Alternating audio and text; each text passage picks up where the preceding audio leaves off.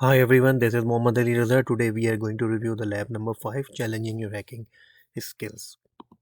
So, in a very first slide, that is about the planning of penetration testing, why and how we're gonna plan the penetration testing. So, basically, the penetration testing is a key part of our security strategy that contributes to protect from an attack by focusing on vulnerabilities in any particular environment. And here in this lab, basically Meta's Plottable VM that is running multiple application services. So we need to run different kind of scanners and find out the application services vulnerabilities. And definitely one of the most important tool is the web security tools that is commonly being used to identify the web vulnerabilities. So we are gonna run couple of web vulnerabilities tool in this particular video. uh, Planning a penetration testing. So why a penetration testing is valuable to an organization? That is always a question comes in the mind of the audience. So the main purpose and the main reason for the penetration testing is basically to provide the organizational security postures and how secure we are, how the organizational security policies have been implemented that need to be tested prior to bringing into the production, right? Or even the services are already in the production, we have to keep running the penetration testing. That's going to basically provide us the footprint of the organization security policies, and we can see how these security policies are genuinely effective, right? So they serve basically as a type of the fire drill for organization. So basically these penetration tests can also provide solution that will help organization not only prevent and detect attack but also expel such intruder from their system in any effective way. So that is how the penetration testing is very important. And how would you handle failures in the following procedures? So basically the point of the penetration testing is to find where you are vulnerable so you can improve. And while you are running any scanning and the penetration test, and if you got failed by not getting any particular results or vulnerabilities, that means your security controls are really tight, right? And if you are getting the vulnerabilities and the security concerns, that means you have to improve those security controls and the vulnerabilities. So in this very next slide, I have just shown like my Kali VM IP address from where we're gonna start scanning the machines. So it's 192.168.56.103. In this scan and this screenshot, you will see like I have run the nmap command. So nmap command basically find out this metabolable VM 192.168.56.105 is the IP address, and you guys see all of the listed application services with the port number have been mentioned here, which have been running in this particular VM, right? For FTP, SSH, Telnet, SMTP, domain, HTTP, and blah blah blah. This is another scan where the web vulnerability scanner has been run, which is a Nikto scan, and you see most of the, not most, almost all of the application vulnerabilities have been found related to the web application, and some of the more information related to their web server like Apache 2.2.8 has is being running uh, and in the VM. So that's how this screenshot is reflecting the web vulnerability scanning results.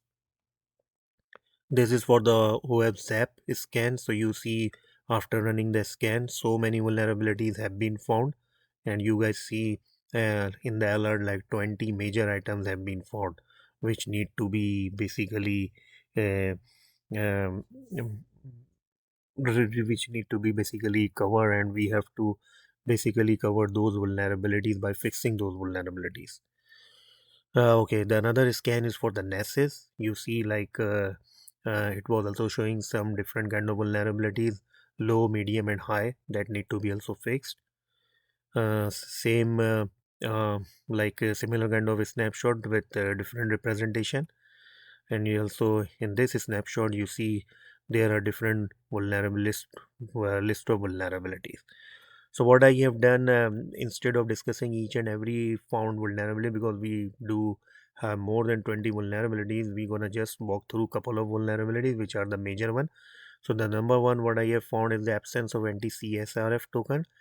So CSRF are basically uh, these are the cross-site request progressy attack, and CSF are typically conducted using malicious social engineering, such as an email or link trick and the victim into sending a fork request to a server.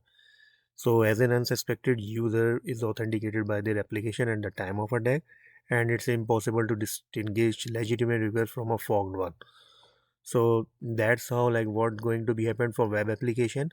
So multiple solution exist to block those malicious traffic and prevent attack. Among the most common mitigation method is to basically generate a unique random token for every session request or ID that need to be basically validated. So if any session request comes with a duplicate token or missing token, that means that request need to be blocked. So that's how we can perform some kind of remediation. So that is also a web related vulnerability or kind of attack, so that need to be fixed. The another one is SQL injection, that is a remote code attack. So SQL injection is one of the most common web attack mechanics used by the attackers. And basically in SQL injection, what going to be happen, basically hackers use different techniques to insert the malicious uh, data into the SQL. And most of the time what they're gonna do, they're gonna try by using different correct special characters by pulling some information from the SQL database on the backend. So that's how we always need to block different kind of special characters uh, over the web page to not transfer over the backend data, right? So basically this is a severe kind of attack, because most of the time they're gonna try to also get the administrative access to the database and to exploit them.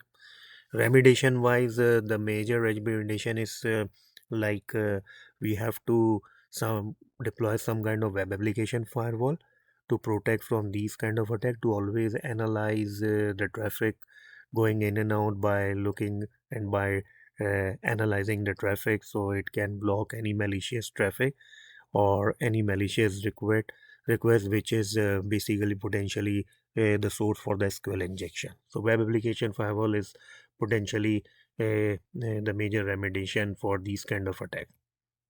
The another is the content security policy header is not set.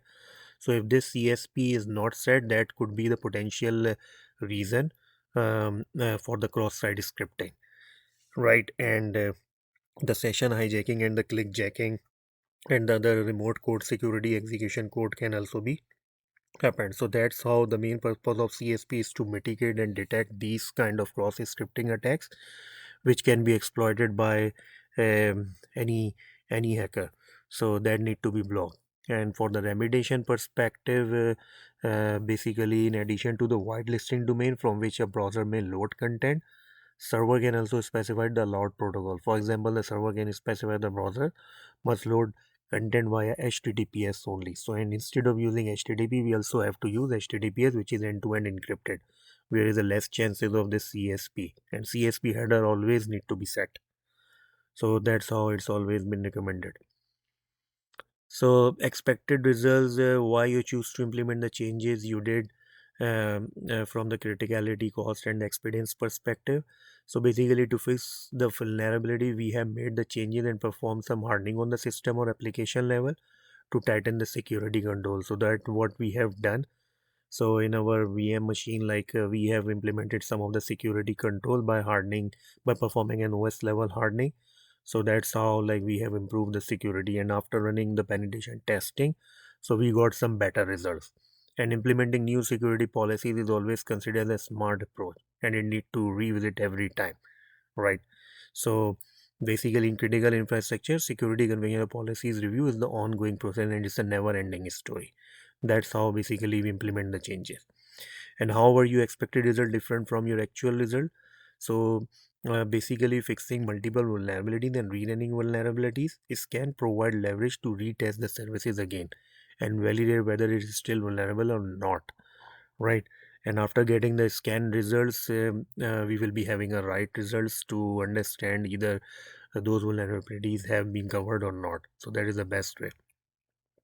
What are the lessons learned from the hardening your system? So basically, system hardening is a collection of the tool, technique, and best practices to reduce vulnerability in technology, application, system, infrastructure, firmware, and any other areas. Right. So after performing penetration testing, basically, uh, we need to perform some kind of hardening, and we'll fix up the vulnerabilities and the possible caveats to avoid from the exploitation. So basically, the goal of the system hardening is to reduce the system security risk by eliminating potential attack vectors, right? And that's how basically we can prevent our systems from the cyber attacks. Okay, hopefully you guys enjoy the video. Thank you so much.